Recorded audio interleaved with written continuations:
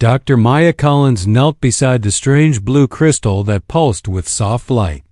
The alien world of Kepler 442c stretched around her in all directions, covered in purple grass and silver trees that swayed without any wind. Her team had been exploring this planet for 3 days, and this was the first sign of intelligent life they had found. "Be careful, Maya," Captain Jake Murphy said through her helmet radio. "We don't know what that thing is." Maya reached out her gloved hand toward the crystal. It was about the size of a person, with smooth sides that reflected the orange light from the planet's twin suns. As her fingers touched its surface, something incredible happened. Hello. The word appeared in Maya's mind, not as a sound but as a feeling. She jerked her hand back and looked around. Her teammates were busy taking soil samples nearby. None of them had spoken. She touched the crystal again.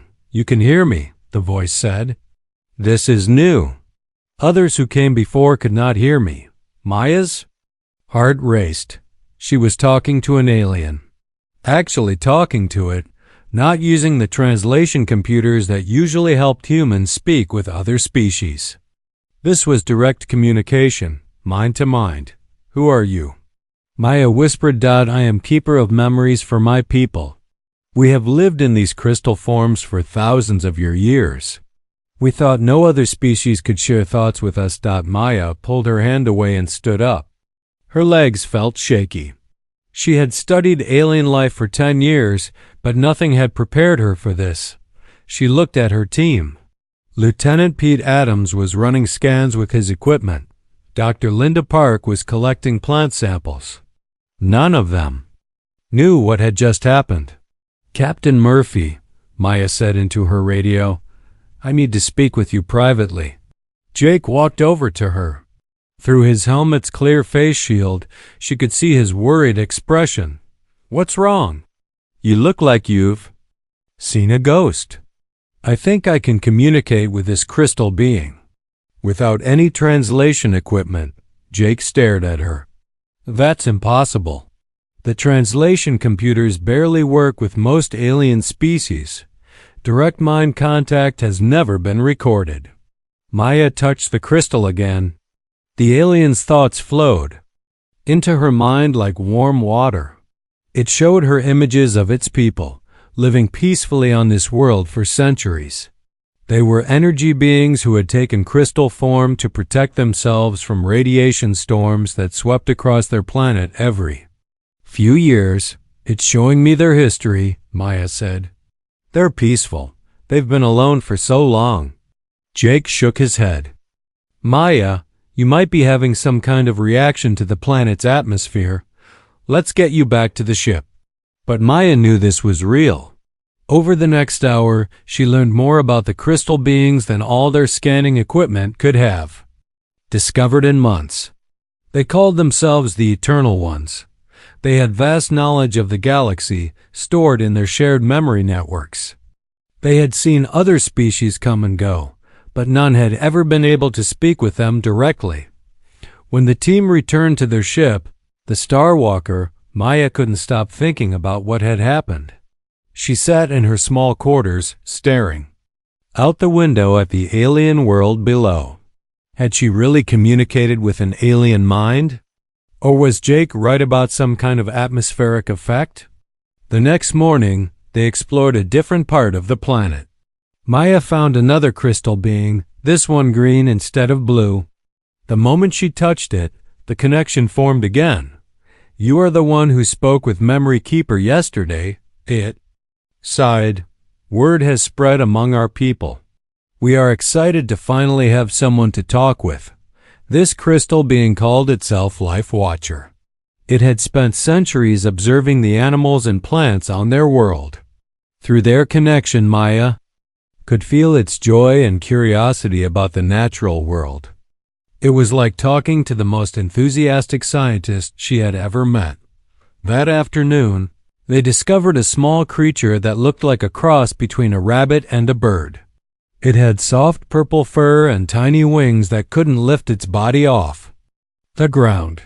When Maya reached toward it, expecting it to run away, Something amazing happened again. Safe, the creature's simple mind told her. Kind human, no fear, Maya gasped. She could understand this animal too. Its thoughts were simpler than the crystal beings, more focused on basic needs like food and safety. But the connection was just as clear. Pete, she called to the science officer, come here and watch this. Lieutenant Pete Adams walked over as Maya knelt beside the small animal. She placed her hand gently on its head and closed her eyes. It's telling me about its family, Maya said. There are 6 others like it living in those silver trees. They eat the purple berries that grow near the crystal beings. The crystals protect them from the big predators that come out at night. Pete ran his scanner over Maya and the animal. Your brain activity is off the charts, he said. Some kind of neural pathway is lighting up that I've never seen before. That evening, back on the Starwalker, Captain Jake Murphy called Maya to his office. The captain was a practical man who had spent 20 years in space. He didn't believe in things that couldn't be explained by science. Dr. Collins, he said, I've been thinking about what you told me. If you really can communicate with alien life forms, this changes everything. But I need proof, Maya nodded.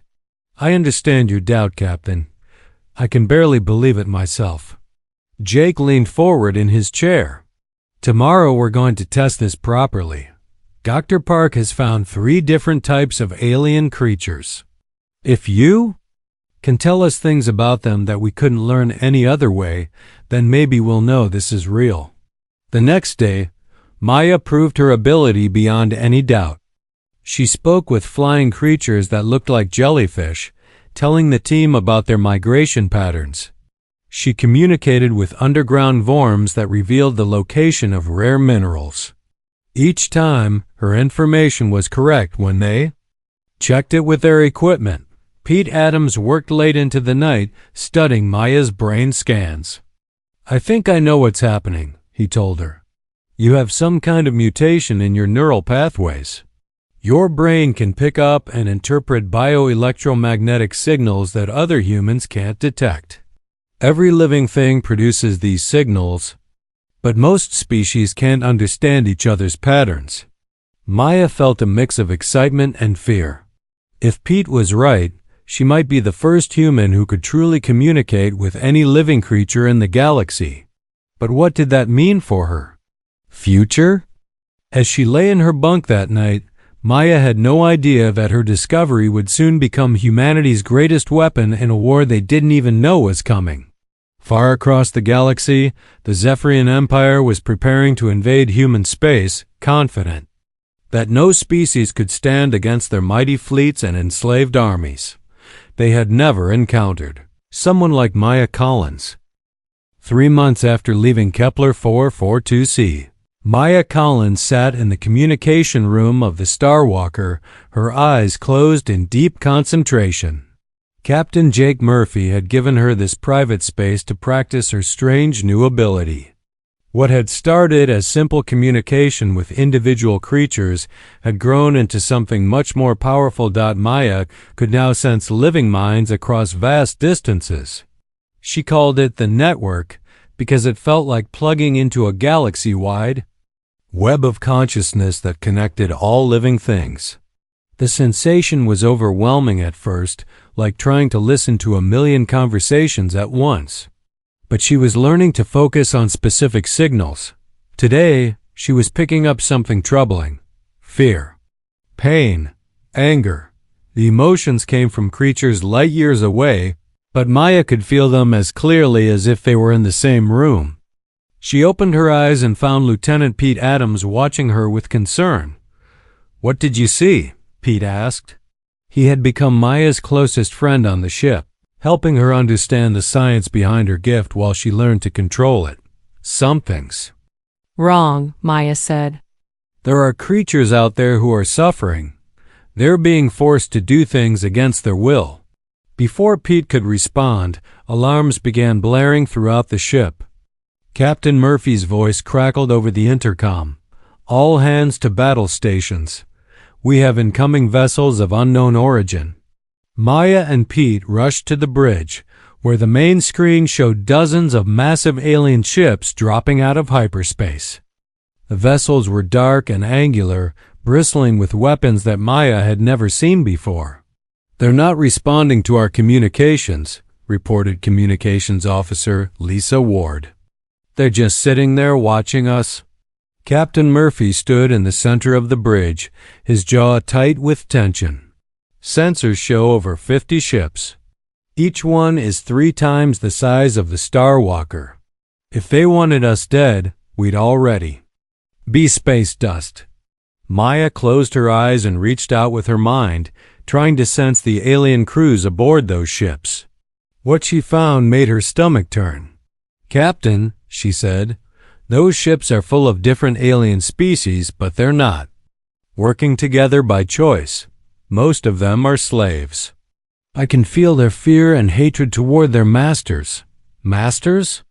Jake S. Maya concentrated harder, pushing her consciousness toward the command chip.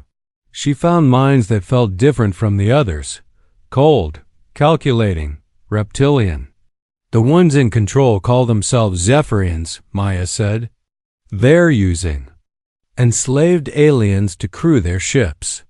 I can sense 3 different species being forced to serve them." Suddenly, the largest enemy ship moved forward. A beam of light struck the Star Walker, but instead of destroying them, it held them in place like a giant invisible hand. "We're caught in some kind of tractor beam," Pete reported from his console. "Engines are useless." A new voice came over their communication system. It was harsh and commanding, speaking perfect English through their translation computers. "Human vessel, you will prepare to be boarded. Resistance will result in immediate destruction." Captain Murphy looked at Maya. "Can you tell us anything else about what we're facing?" Maya reached out again, this time trying to connect with the enslaved crews on the alien ships. What she discovered changed everything. "Captain, the slaves aren't just random prisoners. Each species has special abilities that the Zephyrians use for war. There are insect-like creatures called hive minds who can coordinate perfectly in battle. Aquatic beings called depth dwellers who can navigate through space better than any. Computer. And energy creatures called lumina who can power weapons and shields. How long have they been enslaved?" Pete asked. Maya's face went pale. "Some of them have been slaves for generations. They don't even remember being free." 20 minutes later, Zephyrian soldiers teleported onto the Star Walker's bridge. They were tall reptilian humanoids with dark green scales and glowing yellow eyes. Their leader wore elaborate armor covered in symbols that Maya somehow understood meant Conqueror of Worlds. "I am Commander Zex Vorthik," the alien said. "Your species has been marked for conquest. You will surrender your ship and submit to Zephyrian rule." Captain Murphy stepped forward. "We're explorers, not warriors. We have no quarrel with your people." Vorthik's laugh sounded like rocks grinding together. "Your quarrel is that you exist. The Zephyrian Empire claims all worlds, all resources, all life. Resistance is futile." Maya watched as more Zephyrian soldiers moved through their ship, taking inventory of everything aboard. But she was more interested in the enslaved aliens she could sense on the enemy vessels. Through the network, she began making contact with them. The first mind she touched belonged to a hive mind warrior named Click7. Its thoughts came in rapid bursts of shared consciousness with its fellow insects. "We remember freedom," Click7 told her, "before the cold ones came. Before the pain machines. We remember home." Maya felt tears in her eyes as she experienced the creature's memories. The hive minds had once lived in beautiful crystal cities, working together to create art and music. Then the Zephyrians came with weapons that could enslave entire minds. She reached out to a depth dweller next. This creature called itself Tide. Singer, and its thoughts flowed like ocean currents. The water worlds cry for us, Tide Singer shared. Our children swim in chains while we navigate for those who destroyed our seas. The third species, the Lumina, were beings of pure energy who had been trapped in crystal prisons and forced to power Zephyrian weapons.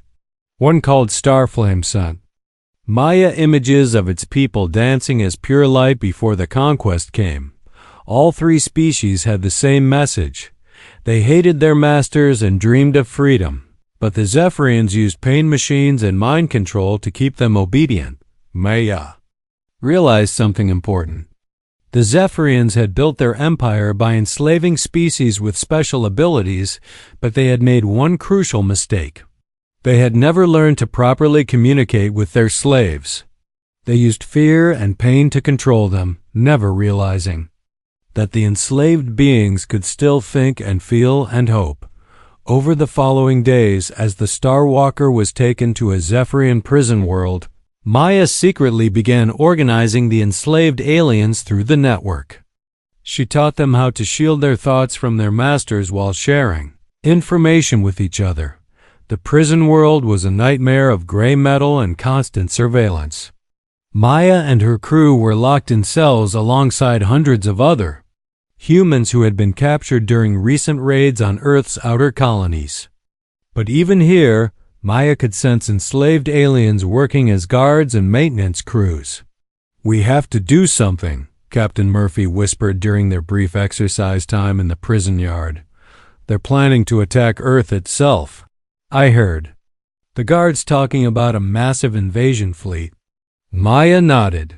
Through the network, she had learned that the Zephyrians were gathering ships from across their empire for the final assault on humanity's home world. But she had also discovered something that gave her hope. "The enslaved species are everywhere," she told Jake quietly. "They crew the ships, maintain the weapons, even serve as soldiers. The Zephyrians are completely dependent on them." "So what are you thinking?" Pete asked. Maya looked up at the gray sky above the prison. "I'm thinking that an empire built on slavery has a weakness that its rulers never see coming. What if all those slaves suddenly remembered what freedom felt like? What if they all chose to stop serving their masters at the same time?" Dr. Linda Park, who had been listening nearby, shook her head. "That's impossible. How could you coordinate something like that across an entire galaxy?" Maya smiled for the first time since their capture. "Through the network. Every living mind is connected if you know how to listen. I can teach them to hear each other across any distance. The Zephyrians think their slaves are just tools, but tools can become weapons if you know how to use them." That night, as the prison slept, Maya began the most important work of her life. She reached out through the network to enslaved beings on thousands of worlds, teaching them to connect with each other. She showed them how to hide their growing rebellion from their Zephyrian masters while building a secret alliance that spanned the lives. Galaxy. The Zephyrians had no idea that their perfect war machine was about to turn against them. They never suspected that a single human woman with a strange gift could unite their enslaved armies in ways they had never imagined possible. Far above the prison world, Commander Vorthak prepared his invasion fleet for the final assault on Earth, confident that no force in the galaxy could stop the might of the Zephyrian Empire. He had no way of knowing that his greatest strength was about to become his greatest weakness. The battle for New Boston was a disaster. Maya watched from her prison cell window as Zephyrian ships rained fire on the human colony below. The city's defense shields flickered and died one by one, overwhelmed by the massive invasion fleet. "They're not even trying to preserve anything," Captain Jake Murphy said grimly. He stood beside Maya at the narrow window, his face pale with rage. "They're just destroying everything." Maya reached out through the network, trying to sense what was happening in the battle. The enslaved alien crews were following their orders perfectly, just as they had been programmed to do, but she could feel their inner turmoil. They hated what they were being forced to do. Suddenly, alarms began blaring throughout the prison. Zephyrian guards rushed through the corridors, their weapons ready. Maya heard shouting in their harsh language, then the sound of something exploding nearby. "What's happening?" Dr. Linda Park asked from her cell across the hall.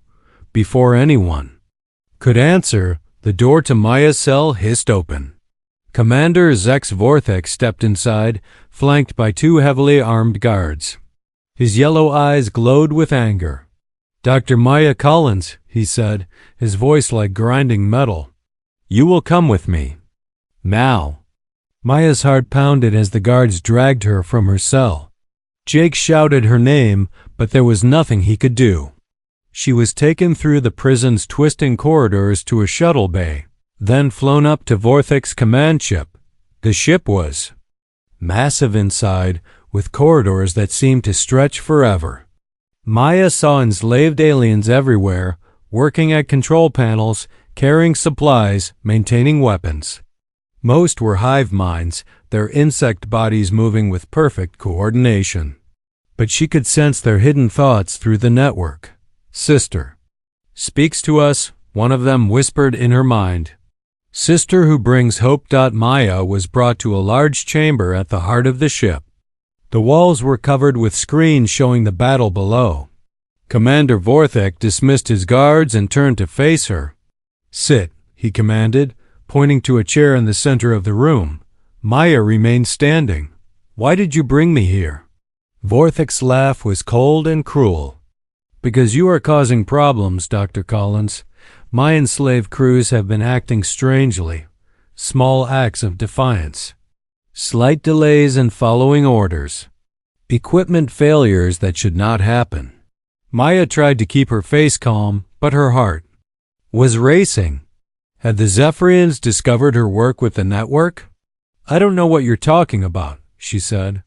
Vorthek walked closer, his massive form looming over her. "Do not lie to me, human. I have ruled enslaved species for 300 years. I know when they are being influenced by outside forces." Maya stared up at the alien commander. Through the network, she could sense something unexpected. Deep beneath Vorthek's cold exterior, she detected something that shocked her. Fear. Fear, buried so deep that maybe even Vorthek didn't remember it. "You were enslaved once too," Maya said quietly. Vorthek stopped walking. His yellow eyes narrowed to slits. "What did you say?" Maya concentrated, pushing deeper into the commanders. Mine, despite the psychic shields that protected most Zephyrians. What she found there changed everything she thought she knew about this war. "Your people weren't always conquerors," she continued. "Long ago, the Zephyrians were slaves to something else. Something that made you feel small and powerless and afraid. Silence." Vorthek roared, but Maya could see she had hit a nerve. Through the network, other enslaved beings on the ship began sharing what they knew. Fragments of ancient history, overheard conversations, data from restricted files they had been forced to maintain. Maya pieced together a story that made her feel sick. "The Void Shepherds," she whispered. Vorthek's entire body went rigid. "How? Do you know that name?" Maya looked around the chamber, seeing it with new eyes. The dark design, the emphasis on fear and control, the way enslaved beings were treated as tools rather than living creatures, it was all copied from something else. "They were your masters," Maya said. "Beings from dark space who conquered your world thousands of years ago. They taught you that the strong rule the weak, that freedom is weakness, that only through conquest can a species survive." Vorthek's hands shook with rage. "The Zephyrians broke free. We destroyed our masters and became the rulers of our own destiny. But you never really broke free," Maya said, her voice growing stronger. "You just became them. You took their methods, their cruelty, their belief that enslaving others makes you strong. You're still slaves, Vorthek, slaves to their way of thinking. The commander struck Maya across the face, sending her stumbling backward. Blood ran from her split lip, but she didn't stop talking. "That's why you're so afraid of what I'm doing," she continued. "Because deep down, you remember what it felt like to hope for freedom. You remember what it felt like to dream of something better." "I remember nothing," Vorthik screamed. "I am Zephyrian. I am conqueror. I am master." But through the network, Maya could sense the truth. The Void Shepherds had been thorough in their conquest. They had not just enslaved the Zephyrians' bodies, but their minds and souls. They had taught them that the only way to avoid being victims was to become predators. For thousands of years, the Zephyrians had built their empire on that lie, conquering world after world, enslaving species after species, always trying to prove they were no longer weak. But they had never addressed the real wound in their hearts. "You don't have to keep doing this," Maya said gently. "The cycle can be broken." Vorthik raised his weapon, pointing it directly at Maya's head. "You understand. Nothing, human. The strong survive. The weak serve. This is the law of the universe." "No," Maya said. "It's just the law the Void Shepherds taught you. But there's another way." Through the network, Maya reached out to every enslaved being on the ship. She showed them what she had discovered about the Zephyrians' past. She helped them understand that their masters were not invincible conquerors, but broken beings who had never learned to heal from their own trauma. The response was immediate. Maya felt a wave of understanding flow through the network, followed by something even more powerful: compassion. Even the hive minds, who had every reason to hate their Zephyrian masters, began to see them differently. The depth dwellers shared the pain they recognized in Vorthik's species.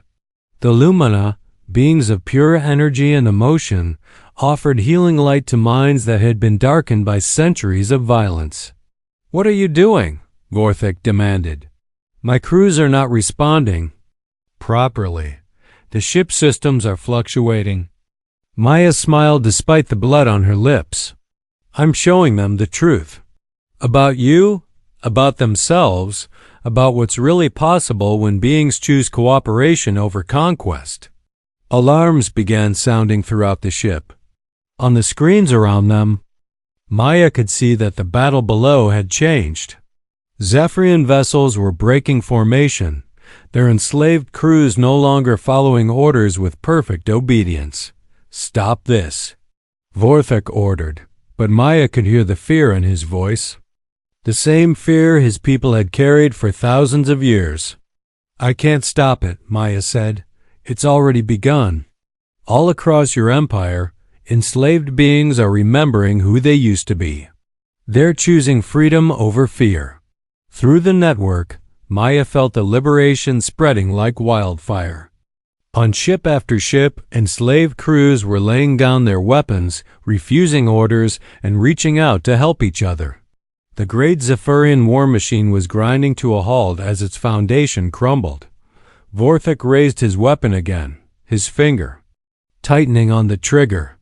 But before he could fire, a hive mind warrior named Click 7 entered the chamber. Behind it came a depth dweller and a glowing Lumina. "No more killing," Click 7 said in its clicking voice. "No more slavery. Number. More fear." The three enslaved beings stood between Maya and their former master, protecting the human who had given them hope. Vorthik stared at them in shock. "You dare defy me? I am your master." "You are our brother in pain," the Lumina said, its voice like singing crystal. "Let us help you heal." For a moment, Maya thought Vorthik might accept their offer. She could sense the ancient hurt in his mind, the trauma that had never been addressed. But thousands of years of conditioning were too strong. "I am no one's brother," he screamed and fired his weapon. The energy beam meant for Maya struck Click 7. Instead, the hive mind warrior fell, its life force fading rapidly. But even as it died, it sent a final message through the network. Forgiveness, love, hope for all beings, even those who had lost their way. The effect was immediate. Every enslaved being in the Zephyrian fleet felt Click 7's sacrifice, and with it came a power that no empire had ever faced before. The power of beings choosing love over hate, unity over division, freedom over fear. Maya knelt beside the dying hive mind, tears streaming down her face. Through the network, she could feel the revolution beginning. It would not be stopped by weapons or threats or the old ways of thinking. The Zephyrian Empire was about to learn that the strongest force in the galaxy was not conquest or control, but the simple choice of living beings to care for each other. The revolution began at exactly 1427 Galactic Standard Time, when every enslaved being in the Zephyrian fleet received Click 7's final message through the network. Maya felt it ripple across space like a wave of light, touching millions of minds that had been waiting for this moment. Commander Vethek stood over the dead hive mind warrior, his weapon smoking in his hand. Around him, his bridge crew of enslaved aliens had stopped working.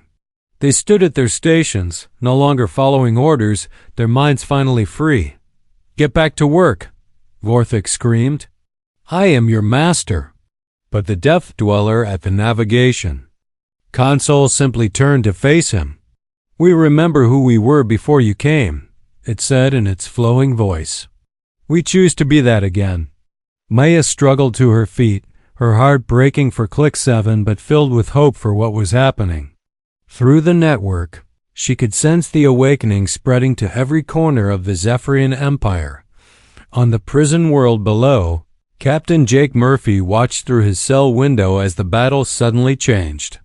Zephyrian ships stopped firing. On the human colony, some began attacking each other as their enslaved crews turned against their masters. Others simply powered down their weapons and drifted in space. "What's happening out there?" Dr. Linda Park asked from her cell. "I think Maya did it," Jake said, hardly believing his own words. "I think she actually did it." The prison guards were in chaos. Most of them were enslaved hive minds who had suddenly remembered their true nature. They opened cell doors and began freeing prisoners, both human and alien. The few Zephyrian overseers tried to restore order, but they were vastly outnumbered. Meanwhile, on Earth itself, General Amy Ross watched her tactical displays in amazement. The massive Zephyrian invasion fleet that had been approaching their homeworld was falling apart. Ships were breaking formation, weapons were going offline, and her long-range sensors showed internal battles erupting on vessel after vessel. "Ma'am," her communications officer reported, "we're receiving signals from the enemy fleet. Multiple species are identifying themselves and requesting asylum." "Asylum?" General Ross asked. "They're saying they were enslaved by the Zephyrians and want to help us fight their former masters." Back on Vorthik's command ship, Maya watched as more enslaved beings entered the bridge. They moved without the mechanical precision they had shown before. Now they acted like living creatures who had remembered how to think for themselves. "This is impossible," Vorthik muttered, his yellow eyes darting around the room. "The conditioning programs cannot be broken. The pain machines, the mind control devices, they ensure perfect obedience." Illumina being floated toward him, its crystal body glowing with soft light. "Pain cannot touch the soul forever," it said. "Love is stronger than fear." Maya could sense Vorthik's growing panic through the network. For 300 years, he had built his identity around being the master, the conqueror, the one in control. Now his entire world was crumbling. "You don't understand," he said desperately. "Without the Empire, without order, there will be chaos. The galaxy will tear itself apart. This is why the strong must rule the weak." "The galaxy has been tearing itself apart for thousands of years under your rule," Maya replied.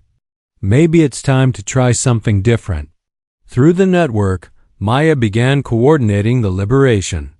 She helped enslaved beings on different ships communicate with each other, sharing information about their captors' weaknesses and coordinating their actions.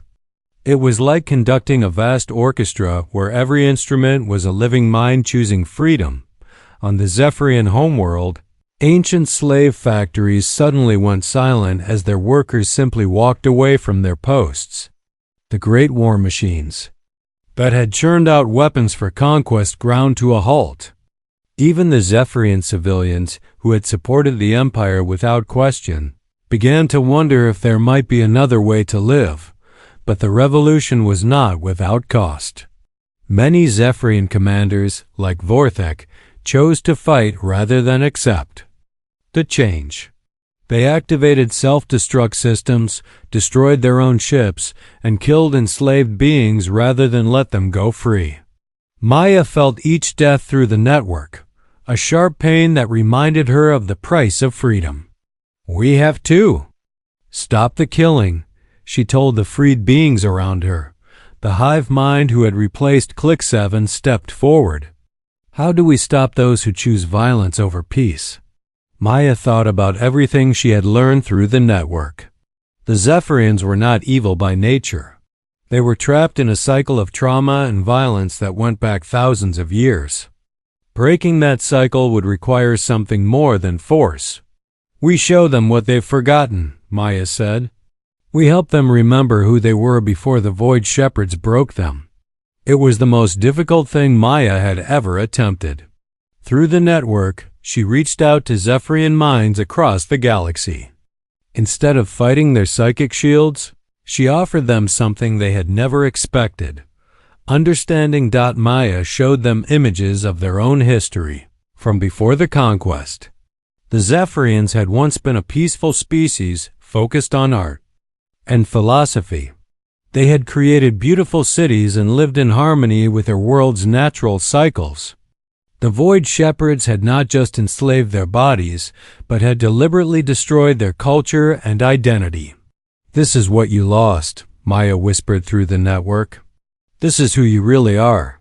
The effect was immediate and devastating. Thousands of Zephyrian commanders across the galaxy suddenly remembered what their people had been like before the Empire. They saw their beautiful lost world, their gentle ancestors, the art and music and poetry that had been wiped away by their conquerors. Many of them collapsed under the weight of this revelation. Others wept for the first time in centuries. Some, like Commander Vorthek, fought against the memories with desperate fury. "Lies!" Vorthek screamed, clutching his head as images of his peaceful ancestors flooded his mind. "We were always warriors. We were always strong." But the memories were too powerful to deny. Maya watched as the great commander fell to his knees, overwhelmed by grief for everything his people had lost and become. The freed beings around him did not attack or mock him in his weakness. Instead, they gathered around him with compassion. The Lumina being placed a gentle hand on his shoulder, offering comfort and healing light. "You can choose to be different," Maya said softly. "Your people can choose to heal instead of hurt." Across the galaxy, the Zephyrian Empire was transforming. Some planets declared independence from their former masters. Others welcomed Zephyrian refugees who had chosen peace over conquest. The great slave markets were opened, and millions of beings tasted freedom for the first time in generations. But Maya knew the real work was just beginning. It was one thing to break the chains that held people in slavery. It was another thing entirely to help them learn how to live together in peace. She reached out through the network to every species that had been affected by the Zephyrian Empire. Humans, hive minds, depth dwellers, Lumina, even the Zephyrians themselves. To all of them, she offered the same message: we can build something better together. Not an empire based on conquest, but an alliance based on choice.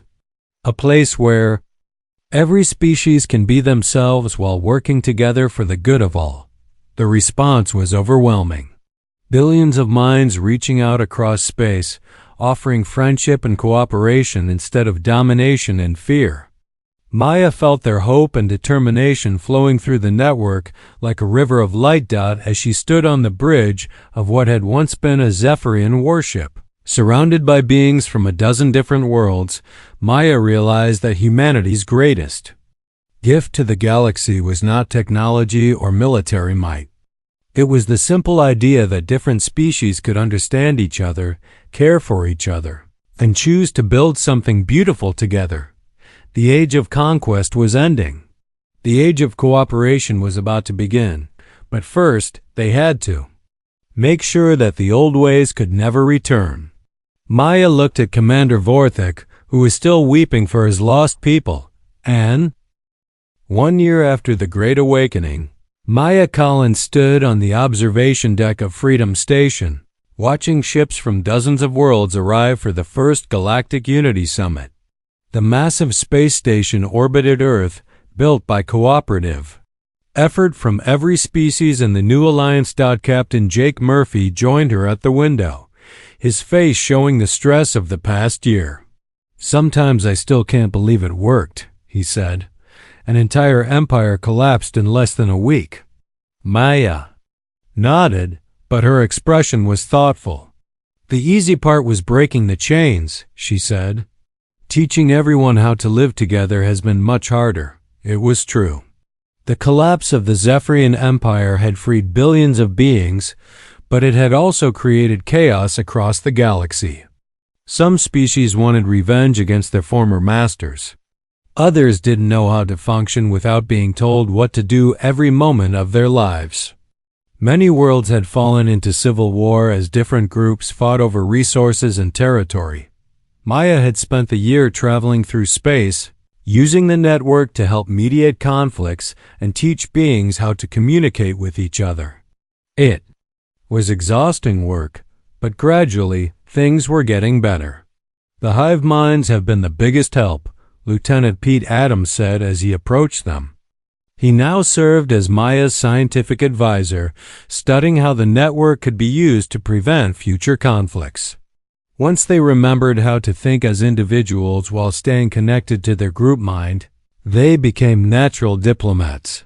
Through the station's windows, Maya could see a ship arriving that made her smile. It was a beautiful vessel that seemed to be made of living crystal, with flowing lines that resembled ocean waves. The ship belonged to the Depth Dwellers, who had become the galaxy's most skilled healers and counselors. "Any word from the Zephyrian delegation?" Jake asked. Maya's smile faded slightly. "They're coming, but it's complicated. Most of their people are still struggling with what they've learned about their history. The Zephyrian species had been hit hardest by the awakening. Learning that their entire culture was built on lies and trauma had left them confused and lost. Some had embraced the chance to rebuild their society based on their ancient peaceful traditions. Others had retreated to remote worlds, too ashamed to face the species they had enslaved. A few had gone completely insane, unable to cope with the truth about their past. Maya had worked closely with a reformed Zephyrian scientist named Keth Morvan, who had become one of the strongest voices for change among his people. Through the network, she had helped him process his species trauma and find a path toward healing. "Dr. Collins," a voice called from behind her. Maya turned to see Carol Stone, Earth's lead diplomat, approaching with several alien delegates. "The opening ceremony is about to begin." Maya followed Carol to the station's main assembly hall, a vast chamber that could accommodate beings of many different sizes and atmospheric needs. Hundreds of delegates filled the space, representing every species in the new alliance. As Maya took her place at the speaker's podium, she looked out at the incredible diversity before her. Hive mind warriors stood beside their former Zephyrian masters, both groups working together to plan reconstruction projects. Lumina beings floated near the ceiling, their crystal bodies casting rainbow light across the room. Depth Dwellers had created water-filled sections where they could participate comfortably. "1 year ago," Maya began, This galaxy was ruled by fear. Species enslaved other species, believing that strength came from conquest and control. Today, we gathered to prove that there is a better way. She paused, reaching out through the network to sense the emotions of everyone present. There was hope, yes, but also uncertainty, grief for what had been lost, and worry about the future. Building an alliance based on cooperation instead of conquest is not easy, Maya continued. We come from different worlds, with different needs and different ways of thinking. We have made mistakes this past year. We will make more mistakes in the future. But we will make them together, and we will learn from them together. An elderly hive mind delegate named Wisekeeper stood up. Speaker Collins, some of our worlds still suffer from the damage caused by the Empire. How do we rebuild when so much has been destroyed? By sharing what we have, Maya replied. The depth dwellers have become master healers, using their knowledge of water and life to restore damaged ecosystems. The Lumina can provide clean energy to worlds that lost their power systems. The hive minds excel at organizing large construction projects. Even the Zephyrians have knowledge that can help others. A Zephyrian delegate named Honor Seeker spoke up, his voice heavy with shame. My people have caused great harm. Many do not believe we deserve to be part of this alliance. Maya felt the pain in his words through the network. Your people were victims too, she said gently. The Void Shepherds broke your culture and made you into something you were never meant to be. But you can choose to become something different. Now, she gestured to Keth Morven, who stood in the Zephyrian section. Scientist Morven has been working with human doctors to develop new treatments for trauma. His research is helping beings from many species heal from the psychological wounds of slavery and conquest. As the summit continued over the following days, Maya watched the delegates work through difficult questions about trade, territorial disputes, and resource sharing. There were arguments and misunderstandings, but there was also something beautiful happening. Species that had never been able to communicate before were finding common ground. The breakthrough came when a young human named Alex Chun demonstrated that he had developed abilities similar to Maya's. During a heated debate about mining rights, Alex suddenly stood up and began translating not just words but emotions between the arguing delegates. I can feel what they're really worried about, Alex said, his eyes wide with amazement. The rock. People aren't being stubborn about the mining because they're greedy. They're afraid that we'll strip their world bare like the Zephyrians did to other planets.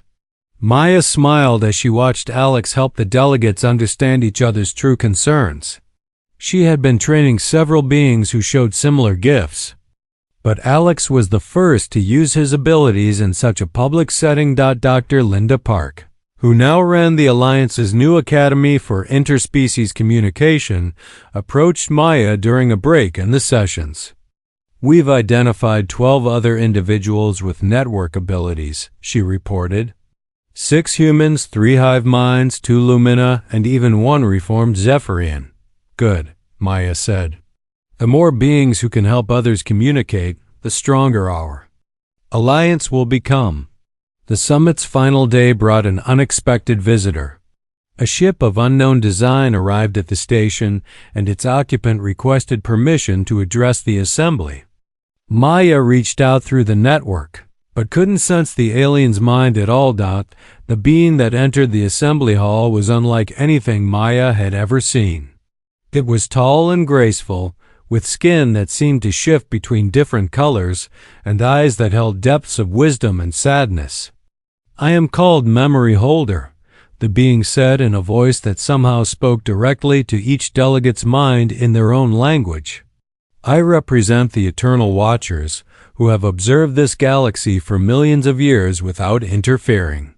A murmur ran through the assembly. Even the most ancient species present had never heard of these beings. We have watched the rise and fall of countless empires, Memory Holder continued. We have seen species destroy themselves through hatred and fear, But we have never seen what you have accomplished here. Never have we witnessed beings choose cooperation over conquest on such a scale. Maya stepped forward. Why have you come? To us now? Memory holder's shifting colors settled into a warm golden hue. Because you have proven that evolution is possible.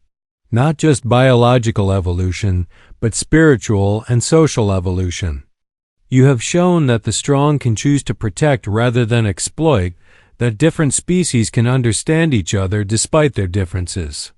The being gestured to encompass the entire assembly. We come to offer you a gift. Knowledge. Of other galaxies, other species that still struggle under the old ways of thinking. If you are willing, we would like you to share what you have learned here with the rest of the universe. Maya felt a thrill of excitement and fear. The idea of expanding their alliance beyond their own galaxy was both wonderful and terrifying. Where? Still learning ourselves, she said. We've only just begun to figure out how to live together in peace. That is precisely why you are qualified to teach others, Memory Holder replied. You understand both the difficulty and the possibility of change. You know that peace is not the absence of conflict, but the choice to resolve conflicts without violence. The vote was unanimous. Every species in the alliance agreed to accept the Eternal Watchers, offer and begin the long work of spreading their message of cooperation across the petit universe. As the summit ended and delegates began returning to their worlds, Maya stood once again on the observation deck, watching the ships depart. But this time, she wasn't alone. Alex Chun, Keth Morvan, Wisekeeper, and several other beings with network abilities stood with her. Are you ready for this? Alex asked. Trying to change the entire universe seems like a pretty big job. Maya smiled and reached out through the network, feeling the connections that now linked billions of beings across their gala.